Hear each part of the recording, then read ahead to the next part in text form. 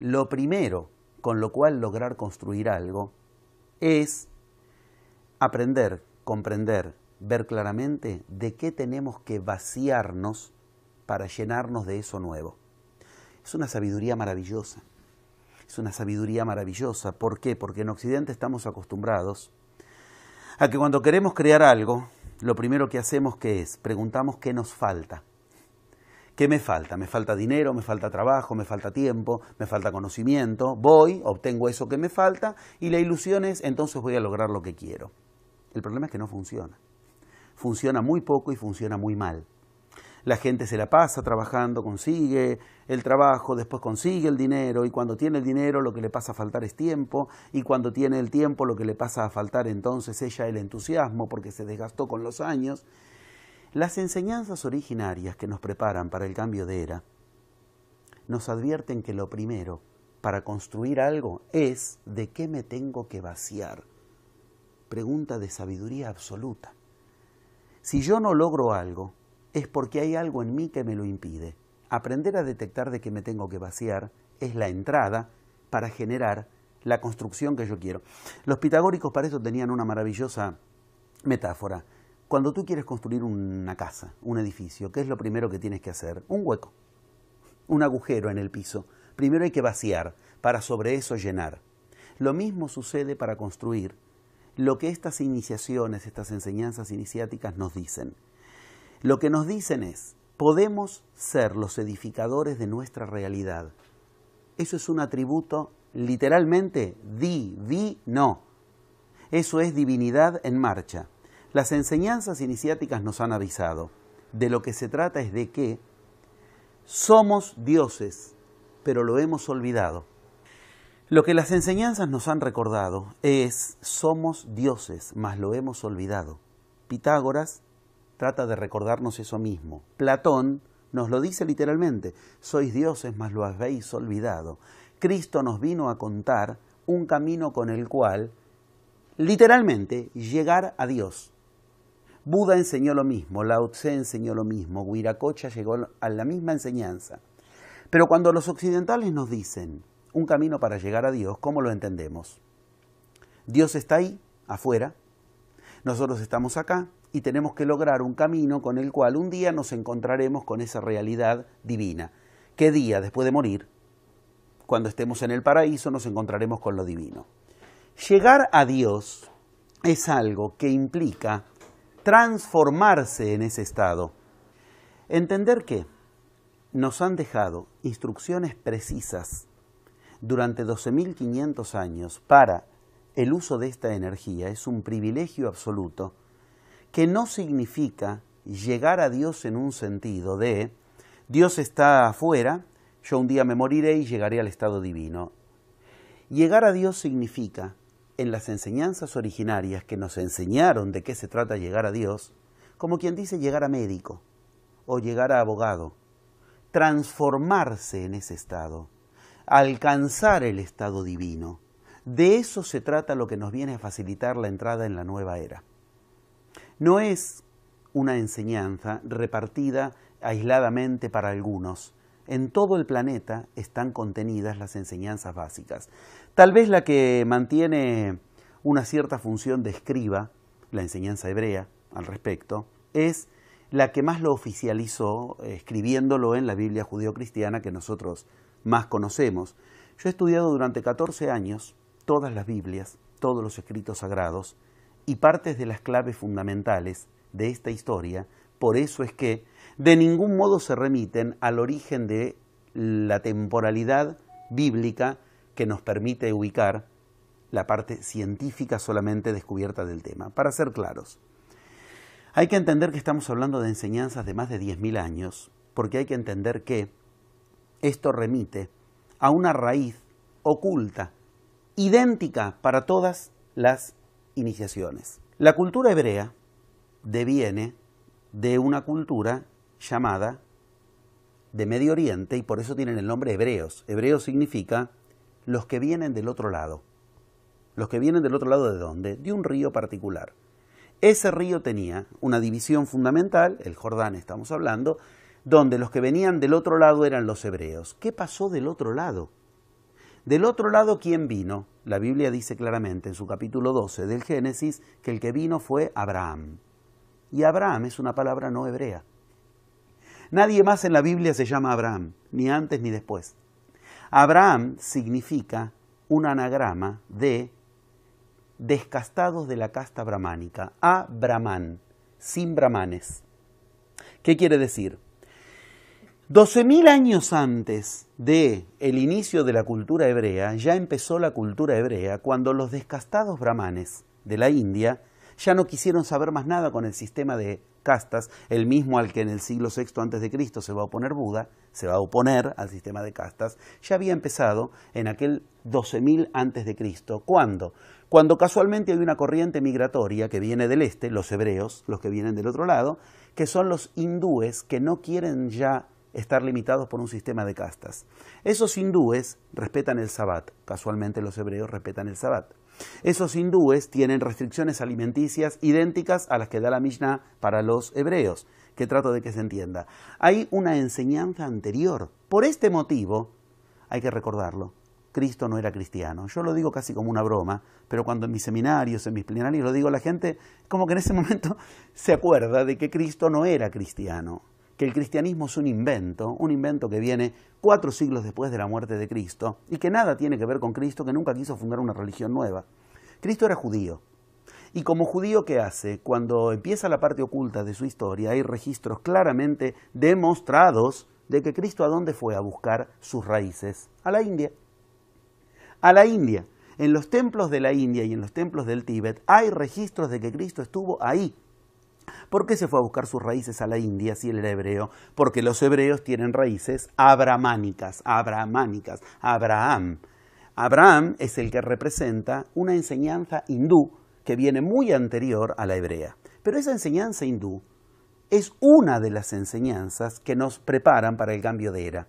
Cristo inició una era, 2000 años atrás, que acaba de terminar y se está iniciando otra era. El mismo lugar de inicio nos dio las claves para el cambio de era. Y Cristo lo que fue a estudiar es lo mismo que en todas esas enseñanzas se estudia en común.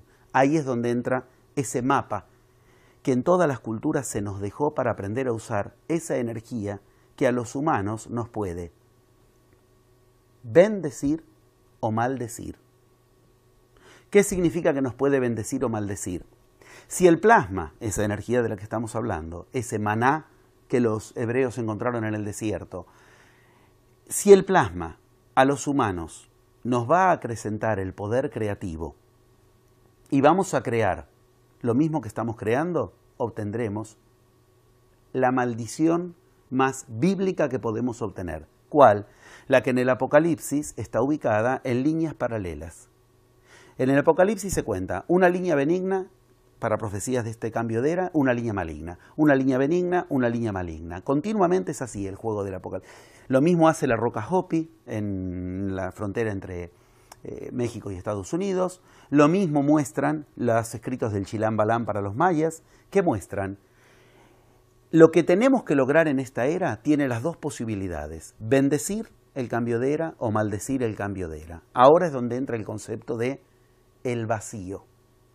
Si no logramos vaciarnos de aquello por lo cual estamos teniendo el mundo que estamos teniendo, ahora tendremos más poder para construir. Si tenemos más poder para construir un mundo como el que estamos construyendo, lo que vamos a obtener es destrucción de la peor especie. ¿Por qué? No lo voy a decir yo, lo que voy a citar es un informe oficial de la UNESCO. La UNESCO acaba de citar en diciembre del 2012 el estado general del planeta. El estado general del planeta, según la UNESCO, tenemos el planeta más enfermo de la historia de la humanidad. Nunca nuestros ríos estuvieron tan enfermos, nunca nuestra tierra estuvo tan estéril, nunca nuestro aire estuvo tan polucionado. Tenemos la humanidad más enferma de la historia de la humanidad. No son opiniones, son datos concretos. Nunca la humanidad tuvo las enfermedades repartidas que tiene ahora, enfermedades que antes empezaban en la vejez, ahora empiezan en la adolescencia, la diabetes, inclusive primeros rasgos de Alzheimer. En gente prácticamente saliendo de la adolescencia ya se ven los rasgos de Alzheimer, obesidad masiva, enfermedades nuevas, enfermedades de laboratorio. Tenemos el peor planeta, la peor salud y la peor economía. Nunca la humanidad tuvo un porcentaje de pobreza como el actual. Son datos oficiales de la UNESCO. Ok, démonos a los humanos un mayor poder creativo si lo que estamos creando es eso. ¿Qué vamos a obtener? Lo que vamos a obtener es la línea negativa de las profecías del Apocalipsis, la línea negativa de las profecías de la Roca Hopi o del Chilambalam o de cualquiera de las orígenes del planeta que nos dejaron estas indicaciones. Acá empieza la pregunta que nos importa a cada humano en forma personal. Si le damos mínimo crédito a estas profecías que nos anunciaron con 12.000 años de antigüedad, con 12.000 años de antelación, lo que ahora la NASA oficializa cuando dice efectivamente en el Sol está ocurriendo algo raro y nos está invadiendo cada vez más plasma, como si lo hubiera descubierto la NASA, cuando esto la NASA lo descubrió metafóricamente antes de ayer, comparado a los 12.000 años que lo vienen anunciando. O sea, la NASA no descubrió algo, lo único que está haciendo es arañando y tocando de oído, como se dice en el terreno de la música, tocando sin partitura, lo que las enseñanzas nos vienen diciendo, no desde hace unos poquitos años, desde milenios, con detalles, con lujo de detalles de cómo se usa esa energía. El peor lugar al que podemos recurrir para esto es la ciencia. ¿Por qué? Y acá es donde empieza el gran juego. Porque la ciencia lo que nos ha hecho es el planeta que tenemos actualmente. El planeta que hoy tenemos es el modelo terminado de un modelo científico que empieza en la revolución industrial y que nos propuso un modelo determinado. Un modelo donde se obtiene energía de destrozar el planeta, donde se obtiene energía de la peor manera, con recursos perecederos, donde se obtiene energía a cambio de dinero. No era el único camino, habían otros caminos. Esos otros caminos eran especialistas las culturas iniciáticas en llevarlos a cabo. Voy a ser muy concreto. A nosotros nos dan un jardín y devolvemos un desierto. En nuestra cultura actual, el planeta era un jardín, cayó en manos de la ciencia y hoy es un lugar absolutamente enfermo. A las culturas iniciáticas les daban un desierto y les devolvían un jardín. Yo he viajado por todo el mundo investigando las culturas iniciáticas y puedo decir que siempre lo que más llama la atención es parten de lugares inhóspitos, desiertos, cimas de montañas inútiles, estériles, que uno puede decir, ¿qué se puede hacer acá? Esas eran las que elegían para vivir. Inclusive el famoso Nilo en Egipto, que uno dice, ¿por qué no se fueron a construir la cultura a un oasis? Y no en ese lugar donde desborda y deja una brea imposible que te invade la casa 2 veces por año. No, parte del mensaje central era ese. Las mismas culturas que 12.000 años atrás nos avisaron lo que ahora está ocurriendo a nivel cosmológico, nos advirtieron qué no hay que hacer y qué sí hay que hacer. Lo primero es de que hay que vaciarse, o sea, que no hay que hacer. Lo que no hay que hacer es seguir poniendo en el centro de nuestra realidad a los 4 paradigmas que nos llevaron a tener la realidad patéticamente decadente que tenemos hoy en el planeta. Los informes de la Organización Mundial de la Salud demuestran una humanidad enferma y cada vez más enferma. Los informes de la UNESCO demuestran una humanidad, un planeta, un clima cada vez más enfermo. Eso es producto de estos 4 paradigmas. Estos 4 paradigmas están nombrados en el Apocalipsis como los 4 jinetes del Apocalipsis. Estos 4 paradigmas están nombrados en la Roca Hopi como los 4 muñequitos representados, dibujados en esa roca. Estos 4 paradigmas están representados en el Bhagavad Gita de la India como las culturas deformadas. Están nombrados como los 4 culturas deformes, las que no hay que seguir porque te van a deformar. Así en cada cultura están claramente situados. Y hoy, estos 4 paradigmas, sin saberlo, son los que nos han hipnotizado, adoctrinado, para que cada humano, cuando tenemos la oportunidad de usar la energía plasmática que ahora ingresa en el planeta, no podamos generar algo distinto porque lo primero que hacemos es ir a buscar estos 4 paradigmas. Voy a empezar nombrándolos del modo en que en la Biblia judeo-cristiana están nombrados porque es donde más conocido es en Occidente. Pero insisto, podemos ir a cualquier cultura de la historia de la humanidad y nos ha dejado la misma clave. Nos vamos a la India, los 4 sunyas de la India hablan de esto mismo. Nos vamos a la roca del sol, a la piedra del sol de la cultura azteca, los 4 que están alrededor de Tonatiuh, del centro de la roca, son estos 4 mismos y están descritos siempre igual. Los vamos a nombrar como se nombran hoy día. Estos 4 paradigmas son ciencia, política, economía y religión. Sería bueno preguntarnos a nosotros mismos, ¿qué queremos hacer cuando queremos hacer algo? Lo voy a repetir otra vez. ¿Qué queremos hacer cuando queremos hacer algo? Supongamos, yo quiero hacer algo en mi vida, quiero hacer un viaje, quiero crear mi casa, quiero generar un estado de salud determinado en mí, un estado espiritual o una economía. Estamos adoctrinados los humanos para pedirle permiso a esos 4 paradigmas, empezar por ahí. ¿Cuánto tengo o no tengo? Paradigma económico. Yo no puedo generar mi casa y inmediatamente cuando veo que no puedo generar la realidad que quiero, ¿qué hago? Le pregunto a estos 4 paradigmas. ¿Tengo dinero? Lo primero que se nos ocurre. Eso es empezar por un paradigma, el de la economía. ¿Tengo dinero? Y si no tengo dinero, no puedo. Ok, todas estas culturas que yo mencioné, yo viajé a las culturas iniciáticas que aún hoy tienen reservorios del saber originario en algunos hombres sagrados de esas culturas que casi nunca quieren recibir al hombre blanco. A mí me recibieron porque yo llevaba algo similar. Mi investigación me había demostrado ciertos pasos en común entre todas esas culturas. Ok, en esas culturas, por ejemplo, en muchas de ellas no se conoce el concepto de dinero y han levantado culturas enteras. ¿Qué significa esto? ¿Volvamos a las cavernas? No, avancemos. Vamos a entender que esos 4 paradigmas los podemos aprender a usar sin que nos cierren las puertas que nos han cerrado en la vieja era. Cuando uno empieza preguntándose si tiene o no dinero, ya le está pidiendo, rindiendo pleitesías al paradigma de la economía. Voy a usar la Biblia judeocristiana, decía. En la Biblia judeocristiana hay uno de los 4 jinetes del Apocalipsis, que es el que se viste de negro, dice la Biblia, y que es el que dice cuántos denarios vale el aceite y cuántos denarios vale el vino y cuántos denarios vale el arroz, el trigo. ¿Qué quiere decir esto? Está hablando de la economía, el que dice los precios. A ese la Biblia lo nombra como jinete del Apocalipsis y aclara. Apocalipsis, porque como tiene 2 sentidos, Apocalipsis en el sentido de destrucción, no te deja lugar a dudas. Estoy hablando del capítulo 6 del Apocalipsis. Capítulo 6, los siguientes 6 versículos, el famoso 666, mucho tiene que ver con esto. Bueno, jinete de la destrucción, la economía. ¿Qué es lo primero que nosotros hacemos? Queremos tener una economía sólida, queremos empezar por ahí. Y si nuestra economía no es sólida, renunciamos a generar lo que queremos en nuestra realidad. Segundo paradigma al que consultamos, la política. Esto en la Biblia, en el Apocalipsis, está ubicado como el jinete que se llama bayo. Bayo es un color verde amarillo y dice el jinete que se viste de bayo, el jinete del caballo bayo. ¿Qué es ese jinete? Es el jinete que detrás suyo tiene al Hades, o sea, tiene el infierno escondido. Bien clara la descripción de un político. Y es el que busca el poder.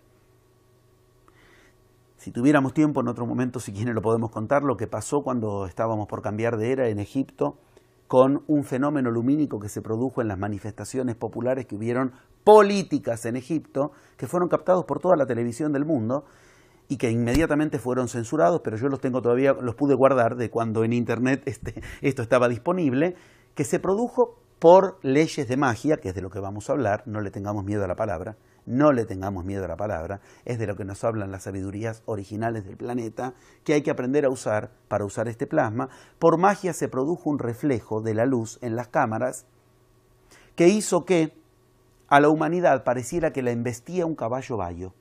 Una cosa rarísima. No es un delirio, está filmado. Como si las luces hubieran generado un perfecto caballo de color verde-amarillo, que es el color bayo, embistió contra la multitud. Ese caballo bayo es el que representa la política en la Biblia. Y esa era una manifestación política en Egipto, las manifestaciones que hubieron poco antes del cambio de era. Bien, ese caballo bayo es otro de los que está mencionado como jinete de la destrucción. Es el mismo que en la roca Hopi se llama el poder del poder. El muñequito que representa, el hombrecito que representa el poder del poder. En cambio, el otro hombrecito representaba el poder del tener. Esa es la economía. Tercer paradigma. El paradigma de la economía, la política, la ciencia como paradigma. En la Biblia está nombrado como el que vence a los demás, que es lo que está ocurriendo, o sea, todo le pide permiso a la ciencia. Si la ciencia dice algo no existe, chao. Creemos que no existe. Aunque la misma ciencia se contradiga 20 años después, como ocurre entre la física cuántica y la física clásica, nosotros, si algo la ciencia nos dice, no está comprobado científicamente que exista tal cosa, o peor, está comprobado científicamente que tal cosa no existe, cerramos la cabeza y no pensamos más. Le estamos pidiendo permiso al paradigma de la ciencia. Pues bien, la ciencia se vive contradiciendo a sí misma. Y en el cambio de era, la ciencia está de rodillas. Hay que decirlo, el rey está desnudo. Las continuas estafas en nombre de la ciencia, la estafa de la máquina de Dios, el generador de hadrones, las 4 estafas continuadas del sistema de salud, estafas científicas, donde el Tamiflu famoso de la gripe A hizo que un laboratorio tenga que terminar pagando 3.000 millones de dólares para que no se hagan más investigaciones. ¿Por qué? Porque las investigaciones iban a demostrar lo que efectivamente los distintos escritos sagrados nos venían advirtiendo. Este jinete es de destrucción. A ver si puedo decir fácilmente. Hay 4 continuadas seguidillas de demostraciones de que la ciencia no es ese monstruo sagrado que todos creíamos, con hombres probos que quieren nuestro bienestar. El generador de hadrones en este momento es una demostración absoluta. El generador de hadrones dejó de funcionar y después de que dejó de funcionar salieron a decir que se había hecho el descubrimiento del famoso bosón de Higgs. Después de que dejó de funcionar. ¿Por qué? Porque la Unión Europea no quería seguir financiando el chiche, el juguete nuevo de los científicos. Es un fraude, es una mentira, quiere decir. No puede ser que después que lo desconectaron descubrieron el bosón de Higgs. Se había desconectado 2 meses antes.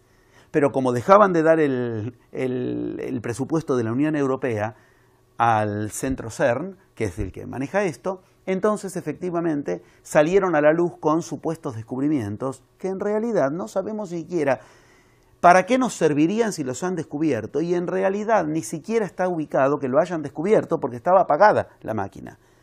Vayamos por una vía más práctica.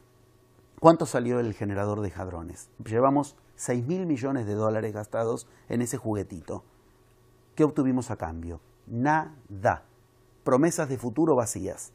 ¿Qué hubiera pasado si esos 6.000 millones de dólares se invertían de otro modo? ¿Cómo? Como las culturas iniciáticas enseñan. Por ejemplo, a cada pobre del mundo se le da 1 metro cuadrado de tierra con, no se necesitan más, no se necesitan más que lo que voy a decir ahora, 11 semillas en 100 metros cuadraditos de tierra, 1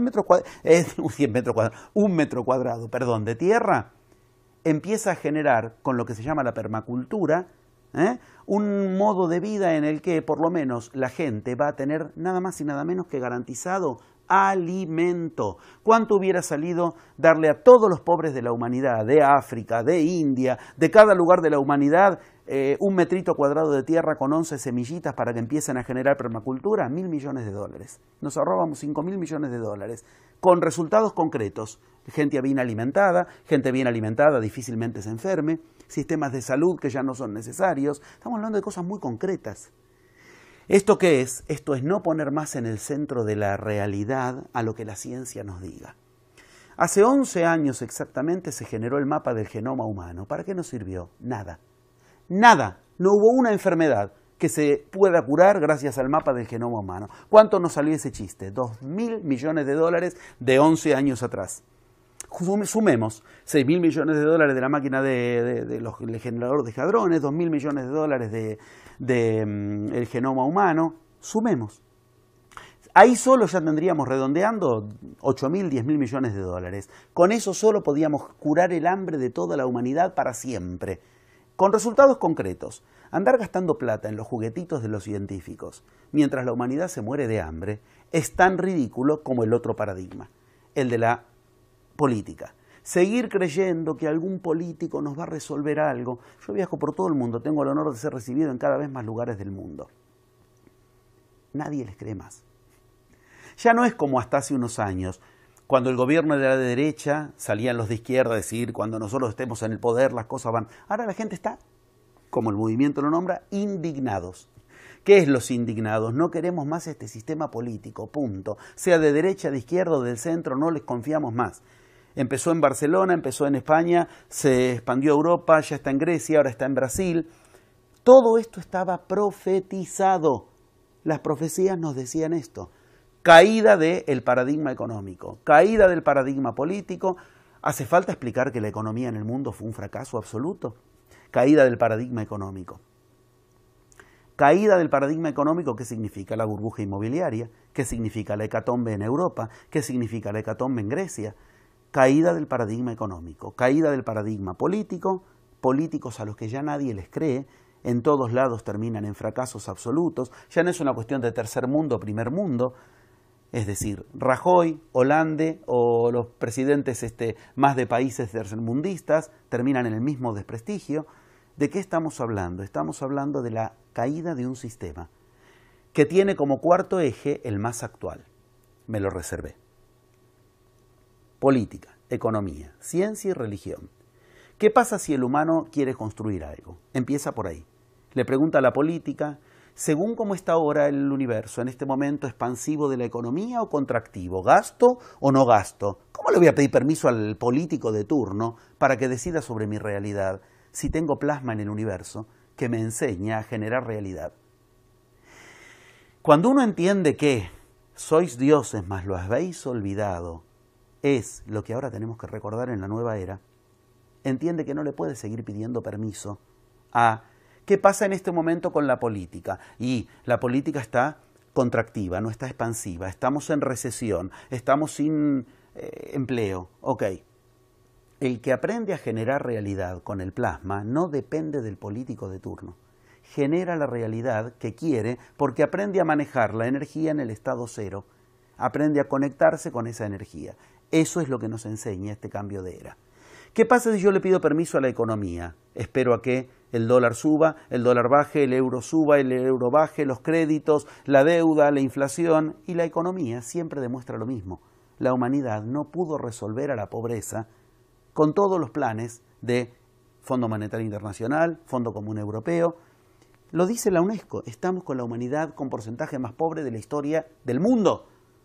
Todo esto basado en ¿qué? En nuestro querido monstruo sagrado llamado ciencia. Basta recordar que, ¿qué es la política? Una ciencia. Se llama ciencia política. ¿Qué es la economía? Una ciencia. Se llama ciencia económica. Ciencia, economía y política. Tres ídolos con pies de barro que casualmente cuanto más se acercaba este bendito 22 de diciembre del 2012, más fueron mostrando en el mundo que ya no pudieron sostenerse. Que la economía, la política y la ciencia empiezan a mostrarnos que no son las que nos van a traer las soluciones que queríamos. El cuarto elemento del que nos tenemos que aprender a vaciar, y después quiero explicar muy bien qué significa aprender a vaciarse, si no vamos a creer que no hay que usar la ciencia, entonces toda la tecnología, todo es como creer que el problema está en eso. No es así. Es muy clara la profecía, es muy clara la enseñanza, la iniciación en todas las culturas que habla de esto. Entendámoslo. Cuarto elemento. Dijimos política, dijimos economía, dijimos ciencia. El cuarto elemento es el que casualmente, en cuanto empezó el cambio de era, ¿qué pasó? Produjo una revolución. Se llama religión. Y la religión establecida en Occidente, como la que más masivamente produce, ¿qué entendemos por la relación a lo divino? Es la religión católica, la religión de la Iglesia Católica. ¡Qué casualidad! Se produce algo extrañísimo cuando cambia la era. Así como la ciencia está demostrando sus pies de barro, la economía y la política, la religión produce algo extrañísimo. Cae un papa. Un papa renuncia, haciendo todo lo contrario de lo que enseñó Cristo. Y se supone que es un papa que sigue a Cristo. Cristo enseñó a no renunciar. Y la mejor muestra la tenemos cuando en el huerto de Getsemaní, en el huerto de los Olivos, Cristo quiso renunciar, aparta de mí este cáliz, y él mismo inmediatamente se dio un cachetazo a sí mismo. No, que renuncia. ¿Qué renuncia? Nada de renunciar. Un papa que renuncia es lo mismo que decir, voy a usarlo gráficamente el término, pero voy a usarlo, un anticristo. Es lo mismo que decir la Iglesia encarnando lo anticristo. Cristo enseñó a no... Si un papa renuncia, ¿qué nos queda a los de a pie? Si un papa que tiene las mejores medicinas a su disposición, los mejores hospitales del mundo a su disposición, la mejor comida a su disposición, los mejores cuidados, renuncia porque está cansado y está viejo, ¿qué le queda a todos los demás? ¿Qué le queda a los demás cansados? ¿Qué le queda a los demás viejos? ¿Qué le queda al que no tiene las mejores medicinas, comidas y lugares del mundo? El Papa renunció. La religión establece un supuesto cambio de era cuando entra un papa totalmente diferente. Un papa totalmente diferente en la apariencia, que produce un cambio de que la humanidad empiece otra vez a tener interés en la religión, que produce un cambio de que la humanidad comience a tener otra vez un interés en la religión por vía de interesarse en lo que está haciendo el Papa Francisco. El Papa Francisco está profetizado en las profecías de Malaquías y en las profecías de Nostradamus que iba a hacer exactamente lo que está haciendo. Producir un fenómeno de interés que cuanto más grande sea, peor se va a volver en contra. ¿Por qué? Porque no puede resolver lo que él mismo ubicó. La Iglesia se caracteriza por haber hecho algo contrario a lo que Cristo enseñó de manera absolutamente demostrada. Después, si quieren, podemos hablar muy concretamente de qué enseñó Cristo. Lo ponemos en esta página. ¿Y qué dice la Iglesia respecto de lo mismo? Solo que hay que tomarse el trabajo de leer lo que enseñó Cristo. Y para eso hay que leer lo que dijo Cristo y no lo que los curas nos dicen que dijo Cristo. Y hay que leerlo en la lengua en la que Cristo hablaba y además hay que leer los evangelios que la Iglesia se encargó de que no leamos, los apócrifos. Que afortunadamente todo eso está a disposición. Ok, entendamos algo. Entra un papa nuevo, Francisco, que lo primero que ocurre es que ese papa entró sin haber tenido derecho a entrar. Esto no es una opinión. 2 días antes de que se elija el 13 de marzo al Papa Francisco, al presidente mundial de la Orden de los Jesuitas, al director mundial del Papa Francisco es jesuita, de la Orden de los Jesuitas, a Espadaro, se le preguntó, ¿hay alguna chance de que el jesuita, que era Francisco, el que ahora llama Francisco, Jorge Bergoglio, sea elegido papa? Le preguntaron al directivo Espadaro de los jesuitas mundiales, de los cuales Bergoglio, el actual papa, es un subrogado. La respuesta fue contundente, no hay posibilidad, cero, ninguna. ¿Por qué? Porque, dijo él, los jesuitas obedecemos a la Iglesia, no pedimos que la Iglesia nos obedezca. Porque los jesuitas hacen 3 votos de entrada a la orden jesuítica. Voto de castidad, voto de pobreza y voto de que nunca van a tener un cargo jerárquico en la Iglesia. O sea, el Papa entró no cumpliendo su palabra. Punto, no es una opinión. El Papa actual no debiera ser Papa. Por eso está nombrado como el Pedro Romano en la profecía de Malaquías, que va a tener una destrucción como ningún otro. ¿Por qué? Porque está generando una expectativa falsa, tremenda. ¿Esta expectativa en qué la basó? En algo muy bien, muy inteligente, una campaña de marketing maravillosa, en nombre de supuestos gestos de humildad, porque él quiere la iglesia del povereta, como dijo él, la iglesia pobrecita. ¿Qué se lo impide? ¿Qué se lo impide? Ahora es papa. Puede en 2 meses, si quería, hacer todo lo necesario para donar todos los bienes del Vaticano. No donó un banco de una iglesia de un pueblo. ¿Qué se lo impide ahora? Esto demuestra que no es que la iglesia está cambiando de era, sino que sigue siendo la misma. No quiero usar palabras ofensivas, pero todas las que se me ocurren son ofensivas. Sigue siendo la misma inflación, globo inflado, que muestra una cosa y hace otra. El Papa Francisco, si quisiera una iglesia pobre, ya la podría haber tenido. Y el Papa Francisco se la pasa dando arengas de pobreza, y pasa con gestos de pobreza y los zapatitos y todas cosas hermosas, divinas, que a lo único que van a llevar es a que la humanidad crea que la humanidad va a tener una iglesia distinta, que ya demostró que no la va a tener. ¿Por qué? Y acá entra de lleno el tema en relación a la caída de los 4 paradigmas, para que avancemos, si así interesa el tema, a qué es lo que sí. Primero, ¿de qué tenemos que vaciarnos? Nos tenemos que vaciar de poner a la religión, la política, la economía y la ciencia en el centro de nuestra realidad. Que se la pasen diciéndonos que es realidad y que no.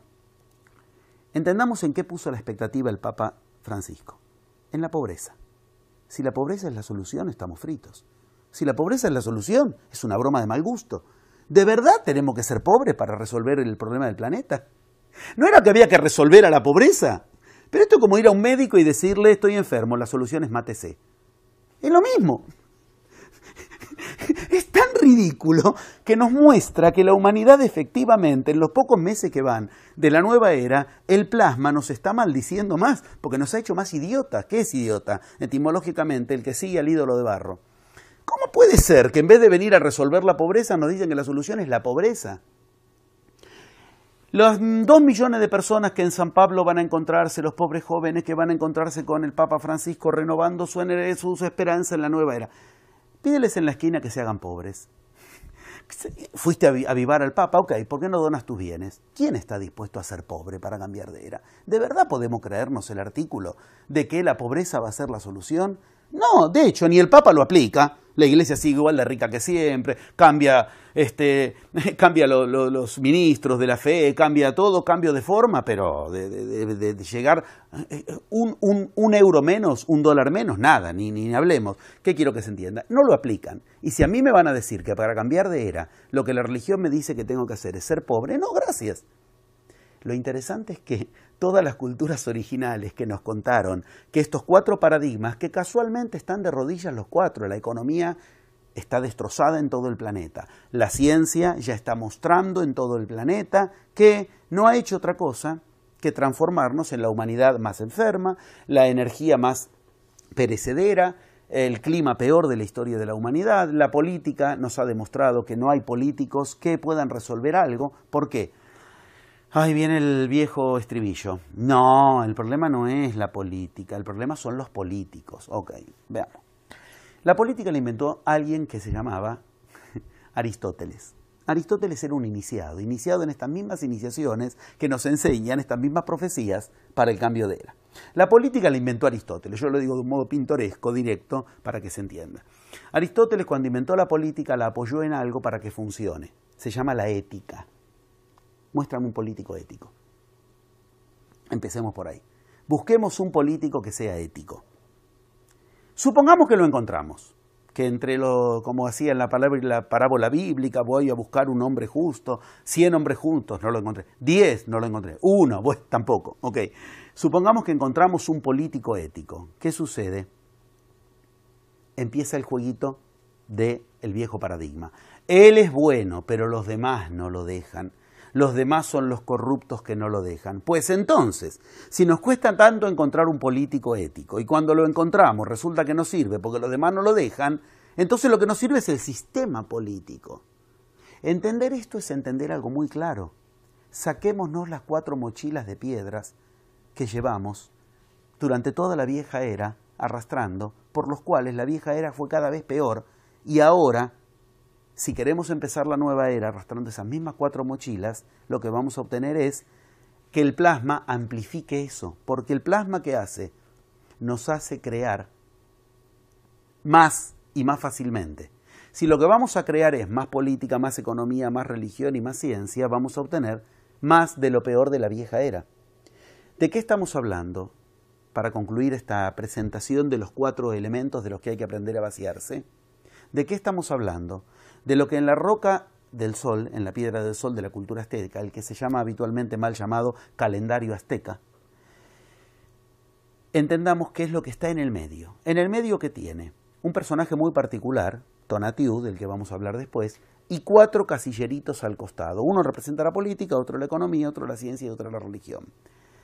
Esa piedra del sol es el mapa del cambio de era, el mapa de la vieja era y el mapa de la nueva era. Las 3 cosas. Mapa de la vieja era, mapa de la nueva era y mapa del cambio de era. ¿Y qué nos está mostrando? Que los 4 paradigmas imperantes, política, economía, religión y ciencia, van a convivir, pero no van a estar más en el centro. Eso es el cambio de era. No puede ser que la ciencia decida qué estado de salud voy a tener yo.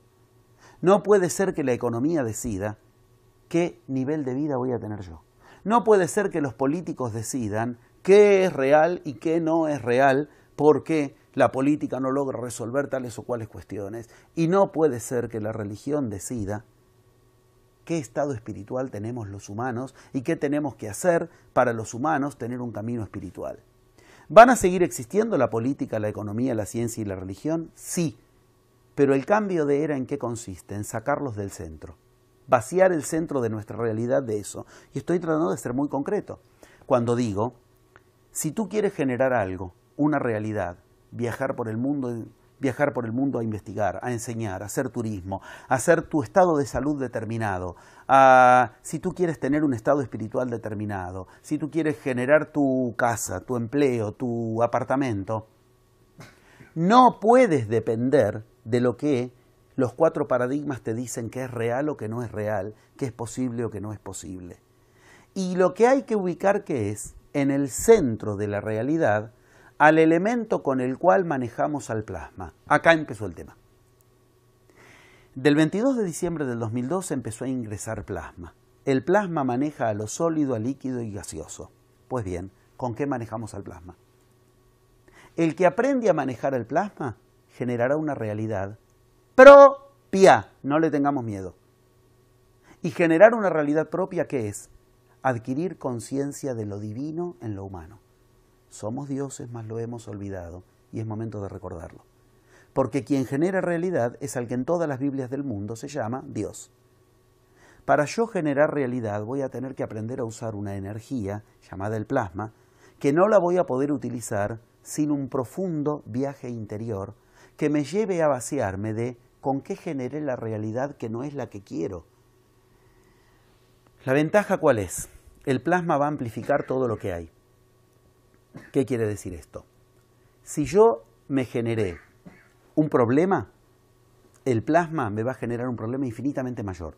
Yo tengo un cálculo en la vesícula, me voy a generar un meteoro en la vesícula, un iceberg, una piedra gigante. Tengo un pequeño desfasaje en mi economía, iré a la bancarrota. Tengo un pequeño problema de pareja, iré a la bancarrota de pareja. Pero ¿qué quiero que se entienda? Cualquier cuestión que yo logre encaminar en la creación que yo quiero de la realidad, también va a tener ayuda extra. ¿Dónde está la clave? La clave está en lo que la roca Hopi, el zodíaco de Dendera, la roca de Naranzín, el poema de Gilgamesh, todas las Biblias de la humanidad, la piedra del sol, ubican todas por igual en el centro de su realidad. ¿Qué? Algo muy extraño. La roca del sol lo muestra con total claridad, la piedra del sol. ¿Qué hay en el centro de la piedra? O sea, si yo me vacío de los 4 paradigmas, no los pongo más en el centro de mi realidad, no me fijo las 4 preguntas con las cuales los 4 paradigmas deciden sobre mí. ¿Cuáles son? El humano contemporáneo está hipnotizado para preguntarse, ¿tengo o no tengo? Si no tengo, entonces renuncio a generar lo que yo quiero generar. No tengo plata, no puedo comprarme algo. No puedo hacer los viajes. No puedo generar la realidad que yo quiero. Primer pregunta, ¿tengo o no tengo? Eso representa en nosotros el paradigma de la economía puesta en el centro de nuestra realidad. Segundo paradigma, la ciencia. ¿Sé o no sé? Cada vez que yo para hacer algo parto de no sé, entonces no lo hago, no sé, entonces no hablo, quienes inventaron el saber son los mismos que inventaron la ciencia, y son los mismos que inventaron la economía, y son los mismos que inventaron la política, se llaman los griegos. Y los griegos que dijeron, hay que hablar para saber, no hay que saber para hablar. Hoy el paradigma científico nos hace creer, si no sabes, no hables. Y nos parece recontra sólido, natural y lógico. Ok, los griegos, los que inventaron el saber, enseñaban un uso particular del habla que nos conduce al saber. Nosotros creemos que es al revés. Tenemos derecho a hablar si sabemos. Cuando yo quiero hacer algo y yo no sé hacerlo, renuncio a hacerlo. Ahí tenemos el paradigma de la ciencia en el centro. El tener o no tener, paradigma de la economía. El saber o no saber, paradigma de la ciencia. ¿Qué persigue la política? El poder. El poder o no poder. No puedo y por eso no lo hago.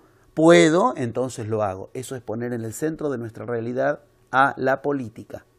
La política, ¿cómo la detecto en mí? Cuando pongo al centro de mi realidad a la política. Cuando no dependo de lo que ocurre afuera simplemente. Dentro mío hay un político educado en la vieja era, el que me dice el poder está primero. ¿Y qué es el poder? Si no puedo, renuncio. No puedo, ¿qué querés que le haga? No puedo. Dentro mío hay un economista que me dice, si no tengo, no lo hago. Dentro mío hay un científico que me dice, si no sé, no lo hago. Y dentro mío hay un religioso que me dice, no creo. No creo que lo logre. Poner el creer, el tener, el poder y el saber en el centro de mi vida es lo que hacemos todos los días sin darnos cuenta, cuando nos parece criterioso, realista el planteo de esto lo voy a hacer porque puedo, porque tengo, porque sé hacerlo y porque creo que lo voy a hacer. Todas las enseñanzas de la historia de la humanidad nos enseñaron a hacer exactamente lo contrario, a no poner en el centro de nuestra realidad eso. ¿Esto qué significa? Esto significa algo muy concreto, muy claro. Significa una gran pregunta. Si yo no me pregunto si puedo, si tengo, si sé o si creo que lo voy a hacer, ¿qué me pregunto primero? Bien, en el centro de la roca de los aztecas, en el lugar primordial donde va circulando en la roca Hopi, en el centro del zodíaco de Dendera está la respuesta. ¿Qué hay en el centro de cada uno de esos elementos, de cada uno de esos mapas que nos dejaron? Lo que hay es lo mismo. La clave con la que se maneja el plasma. Al plasma se lo maneja con el elemento por excelencia de la magia, el elemento por excelencia de la iniciación, el que Cristo enseñó a manejar, el que Buda enseñó a manejar, el que Lao Tse enseñó a manejar, el que los mayas enseñaban a manejar, los incas, los aztecas, el zen, la alquimia, el taoísmo, todos enseñaron que quien maneja este elemento maneja la realidad. ¿Cuál es este elemento? Miremos en el centro de la roca del sol. ¿Qué hay? Algo muy extraño. Lo mismo que en el centro del zodíaco de Dendera. Una lengua. En el centro del universo lo que hay es una lengua.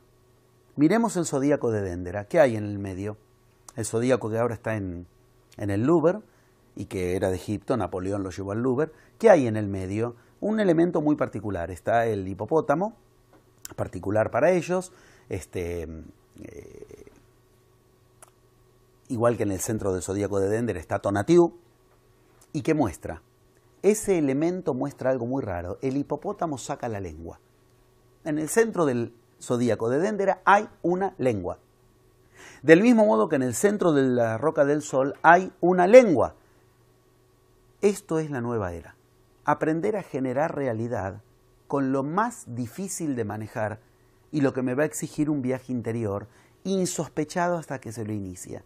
Ese viaje interior es el que nos enseñan a hacer las culturas iniciáticas y los grandes iniciados. El viaje interior a manejar el poder oculto de la palabra. Generar el poder oculto de la palabra es generar que el plasma aprenda instrucciones para que después las lleve al estado llamado realidad. Podemos tener puertas de entrada de las más diversas al tema, pero lo primero que tenemos que entender que es, en concreto, ¿qué hemos dicho hasta ahora? Me tengo que vaciar de poner en el centro de mi realidad a los 4 paradigmas imperantes y tengo que entonces aprender a generar una realidad sin pedirle permiso a esos 4 paradigmas. ¿Con qué voy a generar mi realidad? Si yo no necesito tener, saber, poder y ni siquiera creer o no creer que lo voy a lograr. Lo que voy a poner en el centro de mi realidad es aprender a generar con la palabra lo que quiero lograr en la realidad. Así empiezan todas las Biblias del mundo. En el inicio era la palabra. La palabra se la llama el logos, la palabra se la llama el verbo, pero siempre nos está diciendo lo mismo. ¿Qué nos está diciendo? En el inicio está la palabra. ¿Cuál es la disciplina en la historia de la humanidad que nos enseña a usar la palabra? Si yo tuviera que decir, ¿cuál es la disciplina en la historia de la humanidad que nos enseña a usar el dinero, la economía? ¿Cuál es la que nos enseña a usar el raciocinio, la ciencia? ¿Cuál es la que nos enseña a usar el poder, la política? ¿Cuál es la que nos enseña acerca de lo espiritual, supuestamente la religión? Okay. ¿Cuál es la ciencia que en la historia de la humanidad nos enseña a usar el logos? Lo que está en el inicio de cada una de las Biblias tiene un solo nombre y se llama la magia. Por eso el inicio del cambio de era está tan emparentado con que la magia resurge. Si uno ahora les escucha las conferencias a los científicos en el mundo, descubre algo muy raro. Los científicos de vanguardia, los físicos cuánticos, cada vez citan menos a otros científicos y cada vez citan más textos de magia. ¿Qué dijo el Veda, el Rig Veda? ¿Qué dijo el Samar Veda? ¿Qué dijo el Atharva Veda? ¿Qué dijo Sakyamuni Buda? Empiezan a citar textos de magia, textos de iniciación por excelencia. ¿Qué quiere decir esto? Se está redescubriendo esa enseñanza de 12.500 años. Quien aprende a manejar la palabra, aprende a manejar el plasma. Y quien maneja el plasma, se maneja en 11 pasos consecutivos, genera la realidad que quiere. ¿Qué quiere decir generar la realidad que quiere? No depender de si los científicos encontraron o no la cura a algo, dicen que es posible o no curar algo. No depender de si la economía está bien o está mal en el mundo. No depender de los caprichos de los políticos de turno. No depender de que la iglesia me diga, con el catecismo y el misal del domingo, qué es lo que me lleva a un camino espiritual o qué no. Generar realidad propia es aprender a generar el uso de la palabra. ¿Con qué entramos fácilmente a la nueva era? Primero y principal, aprendiendo a atender a nuestra palabra. Aprender a atender a la palabra es aprender a atender la fórmula básica de eso que en Occidente se llama magia. ¿Cuál es la fórmula básica que ingresó a Occidente, conocida como la fórmula de la magia? Acá la conocemos. ¿Cómo se llama la fórmula básica de la magia? Se llama abracadabra. ¿Y qué quiere decir abracadabra? Es la conjunción de lenguas sagradas, que significa literalmente Averaj-dabar. ¿Qué es Averaj-dabar? Yo creo la realidad hablando. Esta base de la magia es lo que se necesita conectar. Cuando a Cristo le preguntaron ¿con qué hay que tener cuidado en la realidad? Supuestamente le preguntaban con qué comidas hay que tener cuidado si él no atendía la dieta. Cristo dijo claramente, no es lo que entra por tu boca lo que te pudre la realidad, sino lo que sale de tu boca. ¿Qué es lo que sale de tu boca? La palabra. ¿Qué es lo que está en el centro de la roca azteca? La palabra. ¿Qué es lo que está en el centro del zodíaco de Déndera? La palabra. ¿Qué es lo que está en el inicio de todas las Biblias? El logos, la palabra. Aprender a usar la palabra es aprender a generar realidad y el plasma es lo que ahora nos permite tener facilitada esa creación de la realidad. Para eso que hay que aprender y, habíamos dicho, podemos tener en el comienzo del cambio de era una bendición si aprendemos a no poner más en el centro de la realidad los 4 paradigmas que nos llevaron a una humanidad y a un planeta a punto de extinguirse a sí mismo, como los informes de la UNESCO lo demuestran. Eso sería una bendición o una maldición. ¿Qué significa? Si seguimos los 4 paradigmas, estaremos cada vez más malditos. Esto es lo que nos explican todos los textos sagrados. Si aprendemos a poner en el centro de la realidad otra cosa y no esos 4 paradigmas, aunque sigan existiendo y los sigamos utilizando, no pedirles más permiso para que nos digan qué es realidad y qué no, entonces obtendremos bendición. ¿Y qué es bendecir? Decir bien. ¿Y qué es maldecir? Decir mal. Mantenemos una clave continua. Claro, cuando alguien empieza un camino iniciático que en todas las culturas es el mismo, ¿qué le preguntaba a Buda? La primera pregunta que le hacía Buda a los discípulos. Perdón, ¿cuál era la primera pregunta que le hacía Buda a los discípulos? ¿Quién mueve tu lengua cuando tú hablas? ¿Por qué? Porque cuando yo tomo contacto con mi palabra y aprendo a Averaj-dabar, aprendo el abracadabra, Averaj-dabar, crear la realidad según hablo, como significa abracadabra, ¿qué sucede? Empiezo a descubrir algo maldito. Hay alguien en mí que dice mal. ¿Qué es lo que en mí dice mal? ¿Por qué? Porque si yo tengo la posibilidad de generar la realidad hablando, entonces la realidad que estoy generando significa que algo en mí la está llevando con dichos mal dichos. Por eso tengo una realidad maldita. De lo que estamos hablando es de lo mismo que en física se llama efecto observador. El experimento está determinado por algo que ocurre fuera del experimento, en el que lo observa. Estamos hablando de eso. El experimento es tu realidad, nuestra realidad, mi realidad. Mi realidad enferma o mi realidad que yo quiero. Ok, ¿de qué depende? De algo que está afuera de esa realidad. El que vive la realidad es el que está gestándola. Acá vienen las grandes preguntas. Las grandes preguntas que son, ¿pero qué es lo que en mí genera esa realidad? Ahora tengo plasma en abundancia. Ahora tengo la materia nutricia de la realidad en abundancia. ¿Por qué genero una realidad que no es la que yo quiero? Porque no conecto con la palabra lo que yo quiero. Ahí empieza un camino interior insospechado, que en 11 pasos nos va a llevar a, por eso es la palabra, plasmar la realidad que queremos. Para eso necesitamos conectar con el plasma.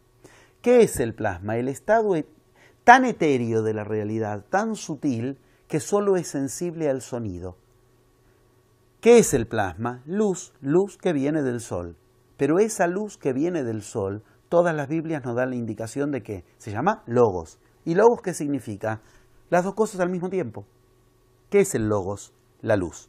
¿Qué es el logos? La palabra. ¿Qué es el logos? La unión de la luz y la palabra. La magia enseña desde 12.500 años en nuestro plano de existencia. Otro día nos ocupamos de qué pasó antes. Ya tenemos bastante con desocultar 12.500 años. En 12.500 años la magia nos enseña que hay que aprender a hablarle a la luz. ¿Qué decía Cristo? Una palabra bastará para salvarnos, pero esa palabra tiene que ser una palabra de luz. Manuscritos del Mar Muerto estoy citando. No hay iniciado que no nos haya dicho que la palabra de luz es importante. Todos nos dijeron lo mismo. No hay iniciado que no nos haya dicho eso. Sea un Pachacútec inca, o sea Cristo, o sea Buda, o siempre trataron de unir la palabra con la luz, la palabra con la iluminación. Esto no es una metáfora, esto es una técnica. Esto es una filosofía y esto es un camino. Un camino en el que, cuando yo quiero dar a luz, ¿qué es dar a luz? Generar realidad. Lo tengo que hacer con aquello que genera a la realidad. ¿Qué genera la realidad? El plasma. ¿Y con qué manejo el plasma? La clave está en esas palabras claves que los griegos inventaron para esto. Precisamente los griegos inventaron para esto una palabra fundamental que le acabo de decir, realidad. Todo el mundo quiere generar realidad, todo el mundo quiere ser realista, todo el mundo quiere vivir en la realidad y nos parece un gran mérito adaptarnos a la realidad. Preguntémosle a cualquiera del mundo, ¿qué es la realidad? Tenemos para 12.500 años de debate. Los griegos que inventaron la palabra realidad la dejaron muy claramente ubicada. Realidad es la unión de dos cosas. Que la sustancia, la res, que está en la etimología de realidad, pero antes hay una etimología previa que es la revis. ¿Y qué significa revis? Mente. ¿Qué es la realidad? Lo que la mente hace con la sustancia. La pregunta es, ¿y con qué manejo a la mente? Con la palabra. Cuando entendemos esto, estamos entendiendo la base. Si yo quiero generar mi realidad y mi palabra está regida por lo que la ciencia me dice que es real, lo que la política, la economía o la religión me dicen que es real, yo ya empecé la nueva era en el molde de la vieja era. Y el mismo Cristo nos dijo, no se puede poner vino nuevo en jarras viejas porque se toma feo gusto. No se puede poner la nueva era y el plasma en el molde de la ciencia, la política, la economía y la religión. Hasta ahora hemos hablado sobre todo de lo que no hay que hacer. No hay que, para cambiar de era, no hay que seguir creyendo que la realidad es lo que esos 4 paradigmas nos dicen. Y este acto es el que genera que entonces yo me vacíe de pasar por los vasijas viejas, por los vasos viejos, cuando quiero ponerle el vino nuevo del plasma. ¿Cómo se hace y qué se hace? Está codificado en cada una de esas mismas culturas iniciáticas y creo que es la pregunta fundamental. ¿Qué hago para generar realidad? Lo que hasta ahora ubicamos es de qué me tengo que vaciar para generar realidad y cuál es el elemento que nos produce el cambio de era. Ahora hemos despejado el camino. Ahora podemos ocuparnos de qué hay que hacer para aprovechar el plasma que cada minuto durante los próximos 25.625 años nos va a invadir más. Y ese plasma que nos va a invadir cada vez más está haciendo que lo que se está generando en la humanidad cada vez tenga más a cada uno de nosotros como protagonista. Pero si que seguimos creyendo y queriendo que la ciencia, la política, la economía y la religión nos hagan cambiar de era, lo que vamos a hacer es seguir dándoles el poder. Y cuando uno confiere el poder a los paradigmas imperantes, cada vez pierde más poder sobre la realidad propia. La buena noticia, ¿cuál es?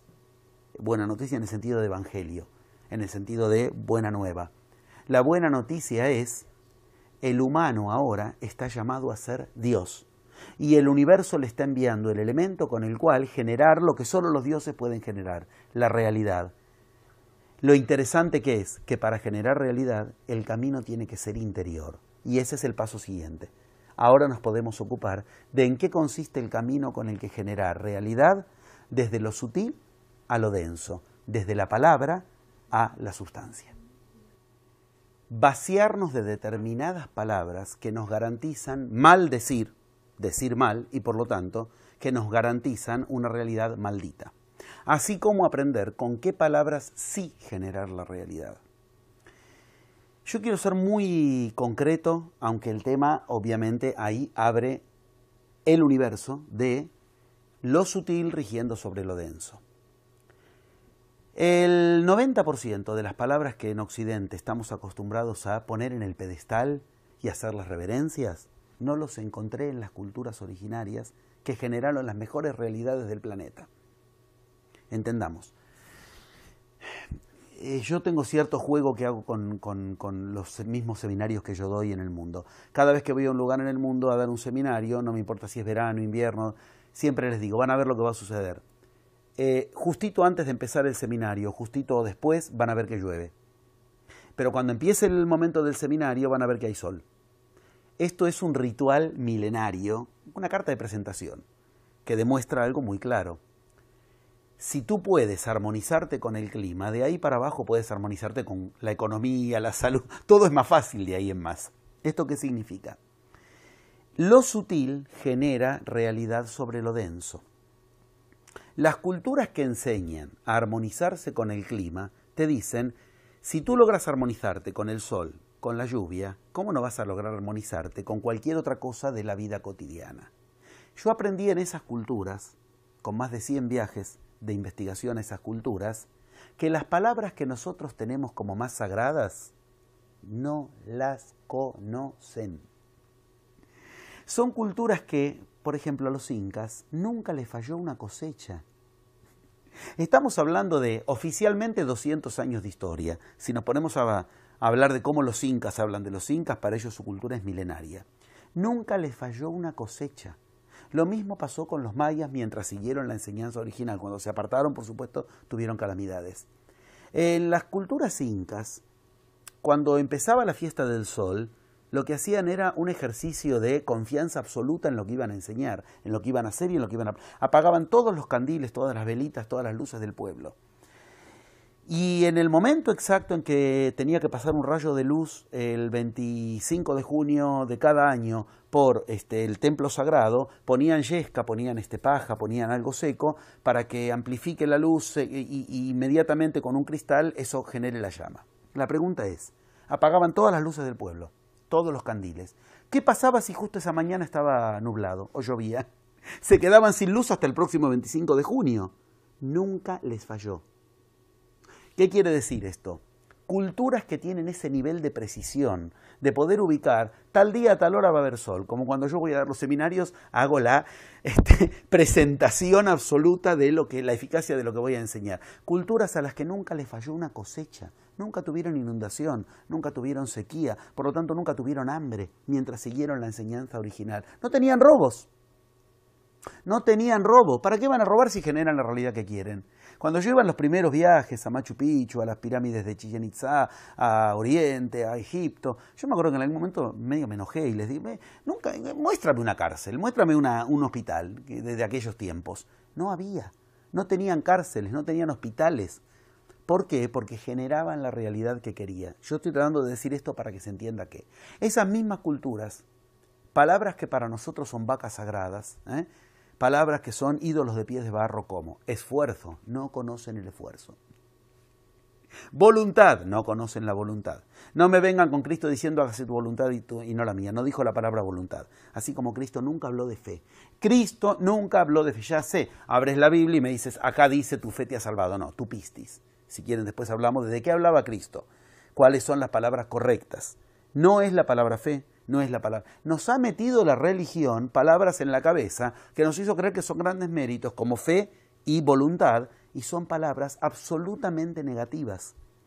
Son palabras que en las culturas originarias que generaron las grandes realidades del planeta, esas realidades de culturas con un sistema social que hoy nos parece envidiable. Todavía yo hoy cuando voy a las culturas originarias, y viajo a cada rato, veo, yo soy psicoanalista, veo culturas que yo digo, ¿cuántos años de diván, de terapia, de análisis precisaría un occidental para lograr esto, una comunicación tan hermosa entre padres e hijos? Yo estuve en culturas originarias donde la madre está lavando en el lago y los 8 hijos jugando y la madre les dice, vengan para acá, y los 8 hijos van. Acá necesitas 10 años de terapia para ver si los hijos no los eduque mal, porque la culpa de que, y cuando vienen nos peleamos. Yo lo grafico un poco caricaturescamente, pero es así de correcto, es así de concreto. Culturas donde uno va y dice qué pobres que son, y ellos nos ven a nosotros y nos ven igual, no sonríen nunca, qué pobres que son, piensan de nosotros. Yo quiero que se entienda, culturas donde las palabras que nosotros tenemos como honra absoluta, trabajo, voluntad, sacrificio, conocimiento, saber en un sentido científico, no saber en el sentido de la epísteme griega, no, son palabras que no existen en esas culturas. Aquí, ¿qué es lo primero que nos enseñan? Ponle voluntad. Entonces, con sacrificio y voluntad tendrás la cantidad de conocimiento suficiente. Yo me acuerdo cuando yo le preguntaba a los chamanes que yo quise decirles, bueno, voy a poner voluntad. Y el traductor les ubicó y no encontraba una palabra con la que traducir la palabra voluntad. No había una palabra en su idioma. ¿Qué pasa si nosotros erradicamos las palabras negativas de nuestro idioma? Hay un lingüista que se encargó específicamente de esto, Benjamin Lee Jones, que es el que hizo efectivamente un estudio en las culturas originarias del planeta de la lengua. ¿Cómo hablan? No tienen palabras que no quieran. No tienen palabras que no quieran. Por ejemplo, nunca en mis viajes de iniciación vi un chico aburrido. Aquí el chico está cada vez más aburrido. Le pones el iPad, le pones el teléfono, la tablet y siguen aburridos. No conocen la palabra aburrimiento, no se aburren. Como no tienen la palabra aburrimiento, no se aburren. No conocen la palabra robo, no roban. Mira qué concreto, en qué orden podemos movernos fácilmente. ¿Nosotros qué hacemos? Nos levantamos y a la mañana empezamos a pensar. Hay una estadística, está hecha, se tarda 10 segundos. Desde que tú te levantas a la mañana, la mente 10 segundos tardó en focalizar, en sintonizar con la frecuencia de ¿qué? De lo que no quiere. A los 10 segundos de levantarse, el promedio de ella, la mente está pensando en lo que no quiere. El problema que me quedó de ayer, mi dolor, lo que hoy tengo que hacer. La mente focaliza, sintoniza el día primero con lo que no quiere.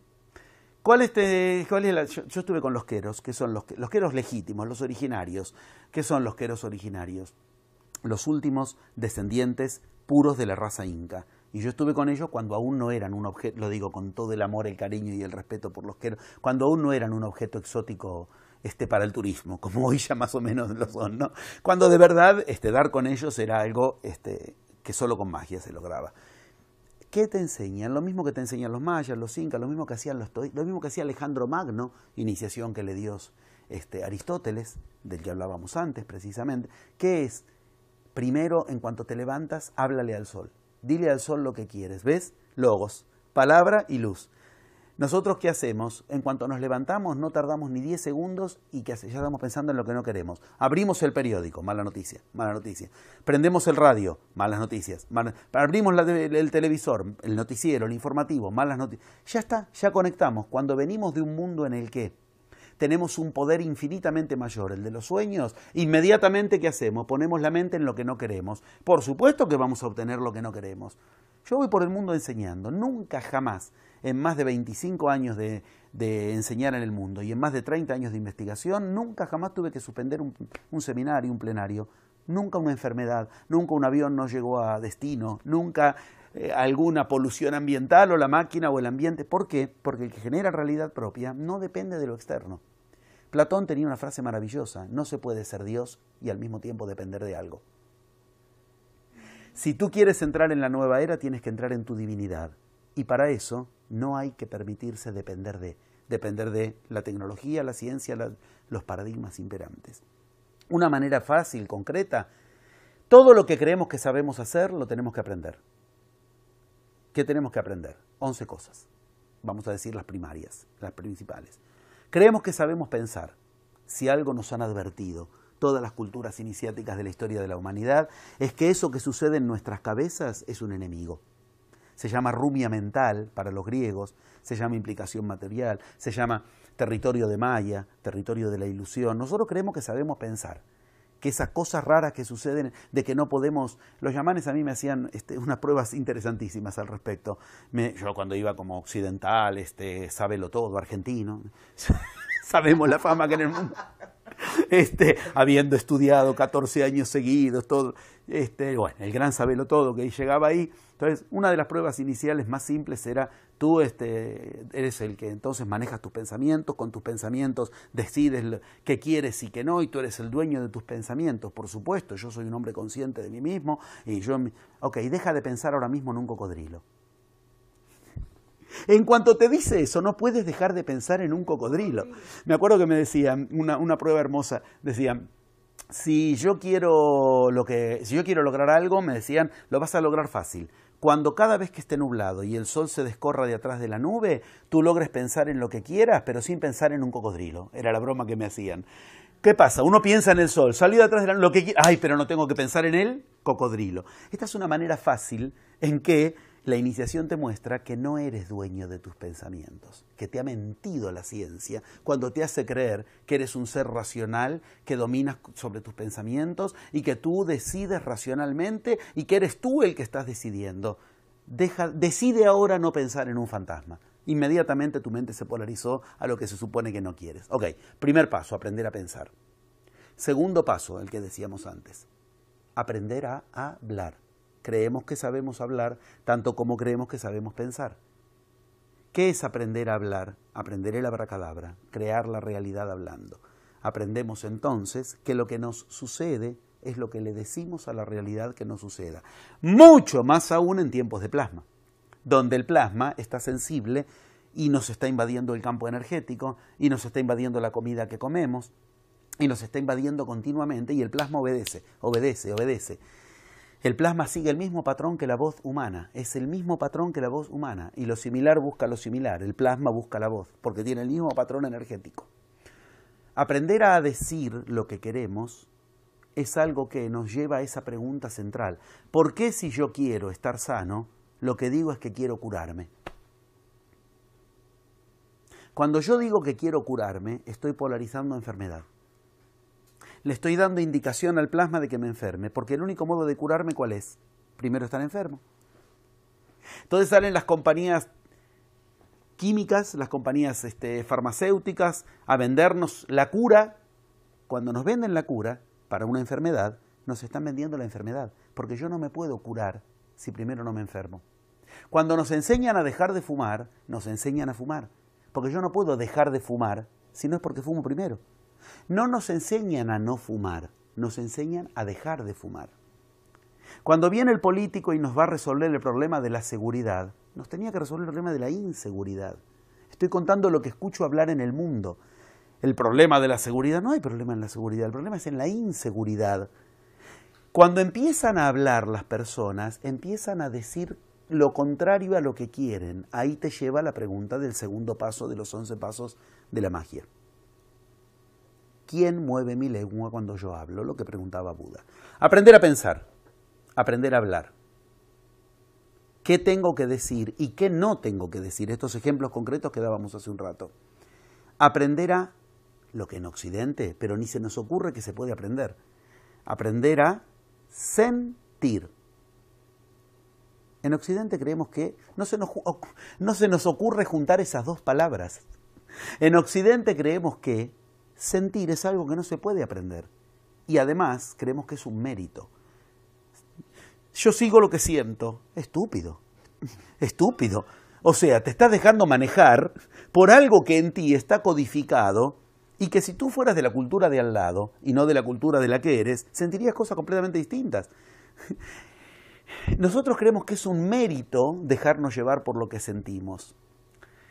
Cristo enseñó claramente que hay que aprender a sentir lo que queremos. Se llamaba el concepto Macarios. Y Macarios es lo que la Iglesia, ignorantemente, pero con un arte de marketing absoluto, nombró como bienaventurados. Bienaventura significaba aprender, Macario, aprender a sentir lo que yo quiero sentir. Cristo enseñaba a sentir lo que quieras sentir. Eso mismo enseña las culturas originales. Cuando Cristo dice hay que amar al enemigo, ¿qué te está diciendo? Vas a tener que aprender a sentir lo que tú quieres, no dejarte llevar por el sentimiento. Una manera concreta. Esto mismo que los yamanes me enseñaron, que se llama Munay en la cultura yamánica, es lo mismo. Macarios, ¿qué significa? No, bienaventurado porque se supone que tengo que serlo. No, yo me tengo que aprender a sentir bienaventurado. Eso significa Macario. Yo tengo que decidir. Ahí volvemos al tema de la pobreza.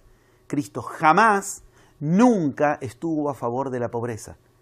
Cristo hablaba de los tojos, no de los penes, como se tradujo en griego la palabra pobre. Bienaventurados los pobres. Mentira. Cristo nunca dijo bienaventurados los pobres, como hoy lo entendemos. Pobre es alguien que, como se supone que el Papa Francisco quiere ahora, que la pobreza nos va a resolver todo. Bienaventurados los tojos, decía Cristo. No, los tojos, digo bien, no los penes. ¿Qué son los penes en el sentido griego? Son los que no tienen dinero. Los tojos eran los aparte del sistema, los que no forman parte del sistema, los que no se dejan llevar por el paradigma imperante. A esos son a los que Cristo nombró bienaventurados. No tiene nada que ver con la cuenta bancaria. Bienaventurados los pobres en un sentido como hoy creemos. Aprender a sentir lo que quiero es algo que rompe los moldes de la cultura occidental, porque nosotros creemos que el sentimiento no lo podemos decidir, manejar, controlar. Aprender a sentir. No yo siento tal cosa, sino ¿qué quiero sentir yo? Es completamente negativo informarle a mi realidad, al plasma que va a generar mi realidad, yo siento amor por él, ¿qué quieres que le haga? Ya sé que es una mala, pero no lo puedo dejar. Le estoy informando a mi realidad que yo siento amor por él. ¿Y por qué no lo dejas de amar?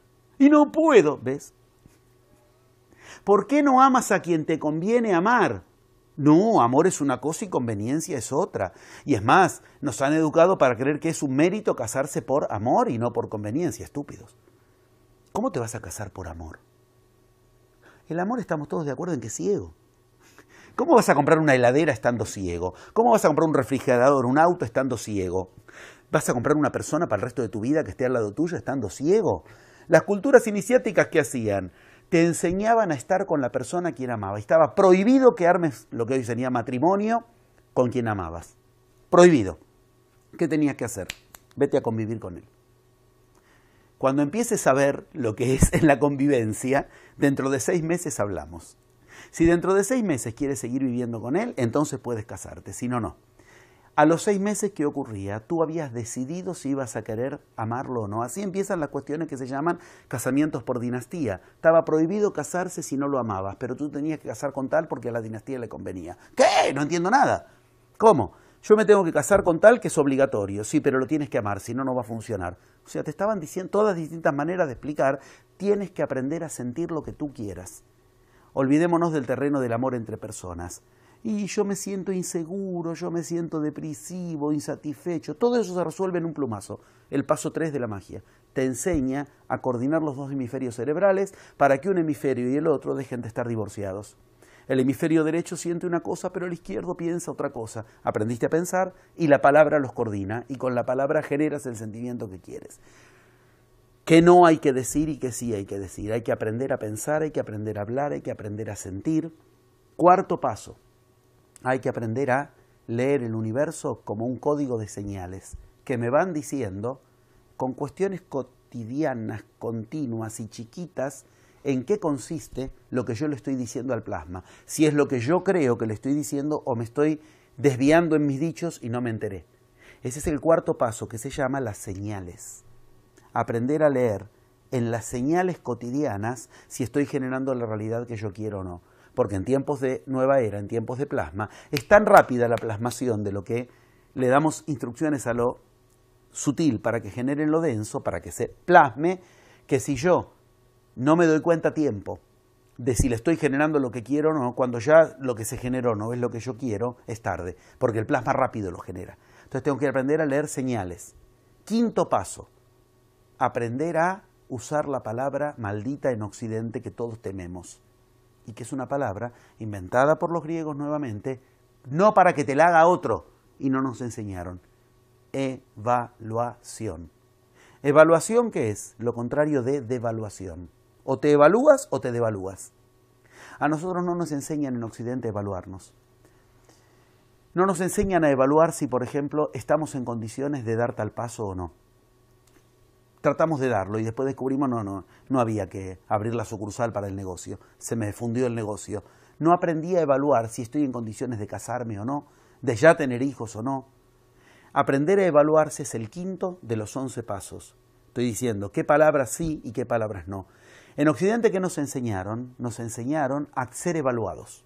Te evalúa el profesor en la facultad, te evalúa el que te va a tomar el examen de manejo, te evalúa el médico y te dice tu salud. Yo no preciso que me evalúen si aprendí a evaluarme yo. Y si no aprendí a evaluarme, me devalúo. Todo lo contrario. Paso 6. En Occidente no se tiene ni idea de que esto exista. Aprender a manejar la energía. Los queros tenían el mejor sistema planetario de energía. Hay una mínima anécdota que yo la cuento en los seminarios, en las notas, que es muy aleccionadora. Los queros estuvieron 500 años aislados. Nadie los pudo encontrar. No los encontró el Conquistador, no los encontró Pizarro, no los encontró Hernán Cortés, ninguno, aunque llegaron a estratos distintos, ninguno. No los encontró la Iglesia, no los encontraron los mapeos satelitales, hasta que en sus profecías leyeron que era el momento de darse a conocer otra vez. ¿Por qué? Cuando entró el Conquistador, cuando Pizarro llegó, los queros dijeron, nosotros no nos vamos a apartar de nuestra enseñanza originaria. Y se fueron a las afueras de Machu Picchu y armaron un sistema energético perfecto. Durante 500 años nadie los pudo encontrar hasta que levantaron las burbujas de energía, que se llaman. A las 2 semanas los encontró un antropólogo. Bueno, ahí empieza la historia de mi contacto con ellos a través del hijo de ese antropólogo. Es una historia hermosa, pero que ahora nos desviaría un poco del tema, tal vez. Ese sistema energético, cuando se enteraron los tibetanos que existía, el Lama Checho Rinpoche en Tíbet, se enteró de que existían los queros, de que no eran una leyenda, dijo, lo quiero conocer. El Lama Checho Rinpoche de Tíbet, estamos hablando de la eminencia de la energía, el sumo sacerdote de la energía, y cuando los conoció dijo, vosotros lográis en 10 minutos lo que a mí me lleva 10 años. El elixir de la energía de Tíbet, reconociendo eso. Ese sistema energético es el que te enseña la magia, con el cual aprendes a dirigir tu energía. En Occidente ni sabemos que tenemos que aprender a dirigir nuestra energía. Paso 7. Cuando tú diriges la energía, generas el verbo sagrado. Un verbo que no existe en Occidente, lo tuve que inventar, por eso uno de mis libros se llama así. Casualizar. Se rompió la dialéctica. ¿Es casualidad o es causalidad? Aprendo a causar la casualidad que me va a conectar con lo que yo quiero. Entonces me viene el contacto casual, casualmente sale el avión, el mío, mientras todos los demás no salen, casualmente se genera la respuesta en un sueño. La casualidad es el terreno por excelencia de la unión de lo psíquico con la materia, pero esto desafía a la ciencia. Cuando alguien aprende a entrar en el mundo de las casualidades, aprende por casualidad entonces a soñar lo que quiere, aprendes a entrar en el mundo de los sueños. Aprender a soñar, aprender a generar casualidades, aprender a manejar la energía, aprender a evaluarse, aprender a ver las señales, aprender a sentir lo que quieres, aprender la palabra, aprender a pensar. Entonces me habilito al paso 8, que es el paso 8 de la magia. La céfira 8 del árbol de la vida, la céfira Jod, que es aprender entonces a moverme en lo cotidiano con todo eso que traje del mundo divino, del mundo sutil. Se llama tácticas y estrategias de negociación. Esto que en la antigüedad se aprendía en las escuelas iniciáticas. Por eso nos quedan términos de que eran escuelas como los samurái, escuelas de guerreros que aprendían a ejecutar. Por eso se llaman ejecutivos los que hoy hacen eso. Porque aprendieron técnicas que en el origen se enseñaban en iniciación para ejecutar en un sentido guerrero de la palabra también. Paso 9. ¿Qué tengo que aprender? lo que en Occidente es lo que más nos separó de la divinidad por separarnos de eso. Aprender a manejar mi energía sexual. Si yo a alguien le digo, ¿has sexualizado tu resultado, lo que quieres lograr? Ni entiende lo que le estoy preguntando.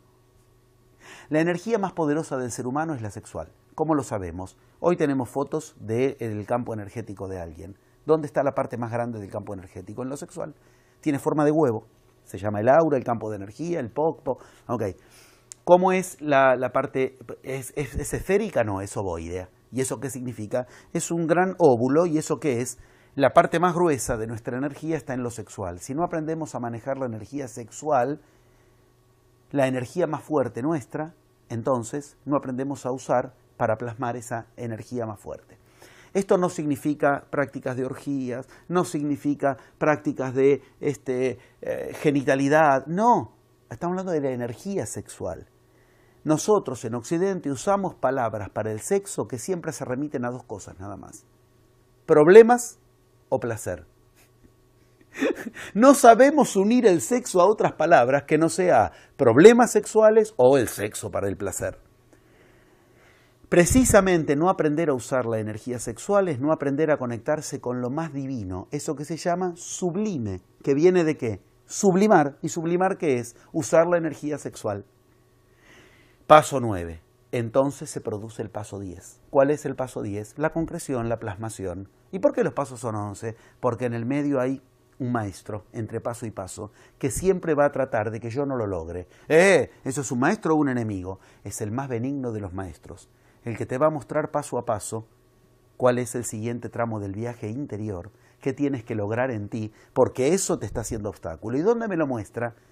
En el lugar más bendito que te lo puede mostrar. ¿Cuál? Lo maldito. Quiero ser claro. Te van a venir cuestiones que tú no quieres. Cosas que dices, ¡qué maldición! Ahora justo que yo estaba por llevar a cabo mi negocio, ahora se me muere el socio, ahora me enfermo, ahora... Ok, tú tendrás que aprender a detectar lo que el primer paso te enseñaba. ¿Desde dónde en tu mente estás atrayendo eso que el maestro te muestra amplificado y densificado del modo más gentil que te lo puede hacer? ¿Cómo? De un modo que no lo puedas ignorar. ¿Por qué? Porque te molesta, porque te hace obstáculo. Ese es el paso 11, es un comodín que aparece entre paso y paso. Es lo que en la Cábala se llama el Sefirot de Da'at. ¿Y qué es Da'at? Oculto. ¿Qué es Da'at? Conocimiento oculto. Es algo que tengo que conocer. Para lo cual, ¿cuál es la maravilla que te enseña la nueva era a utilizar del plasma? Para lo cual, la maravilla es, yo tengo que tratar de lograr algo que estoy seguro que no puedo. Cuanto mayor sea lo imposible que quieras lograr, más será la magia que te asista. Porque menos lo vas a poder lograr con tus energías humanas. Precisarás acudir a energías divinas. ¿Qué es energías divinas? Aprender a manejar el plasma. Para lograr algo que ya sé que puedo lograr, el universo no gasta fichas en mí. El universo gasta plasma en mí si efectivamente estoy queriendo elevar mi condición. Eso que los griegos aprendieron a llamar por encima del hombre, aunque por debajo de Dios. Se llama el héroe. Héroe significa etimológicamente por encima del humano y por debajo de Dios. ¿Quién es un héroe? El que enfrenta lo que ningún otro enfrenta. Concretamente podemos concluir esto diciendo claramente. Hay 4 dialécticas que tenemos que aprender a enfrentar. Cada una de ellas es la puerta de entrada a liberarnos de uno de los 4 paradigmas imperantes. La dialéctica entre mente y materia. Creer que la materia va por un lado y la mente va por otro lado. Esa dialéctica es la primera que aprendes a unir. Dejas de estar separado. Descubres que la realidad es la unión de la mente y la materia. Y nosotros lo tenemos separado. Creemos que, que yo quiera que haya sol no significa que va a haber sol. La materia del hidrógeno y el helio del sol no responde a mi mente. Toda la iniciación enseña lo contrario. Con eso nos liberamos del paradigma materialista, el de la economía. La dialéctica más difícil de la que se encargó Cristo. ¿Qué es verdad y qué no? Yo quiero saber la verdad. Cristo dijo, la verdad os hará libres, pero debéis conocer la verdad. La frase de Cristo es, conoceréis la verdad y la verdad os hará libres. Pero resulta que cuando Cristo hablaba de eso, hablaba de 2 estatutos de verdad diferentes. Y nosotros cuando decimos la palabra verdad no tenemos idea de qué estamos hablando. ¿Qué es la verdad? La dialéctica saber verdad nos libera de la ciencia que nos hace creer que la ciencia sabe lo que es verdad. Tercer dialéctica de la vida cotidiana, la dialéctica entre sexualidad y muerte, tánatos y eros. Cambiar el concepto de la muerte, cambiar el concepto de la mente, cambiar el concepto de la materia y cambiar el concepto cuarto, la cuarta dialéctica, la de la religión por excelencia. ¿Cuál es? Lo divino y lo humano. ¿Qué entendemos como divino? ¿Un estado externo a lo humano o la semilla humana que tenemos que aprender a activar para generar lo que solo lo divino puede generar, la realidad? Todo lo que estamos ubicando está documentado, está registrado y está testimoniado en www.edipo.org, organismo educacional. www.edipo, que son siglas, Enseñanza de Iniciación, Psicoanálisis, Ocultismo.org.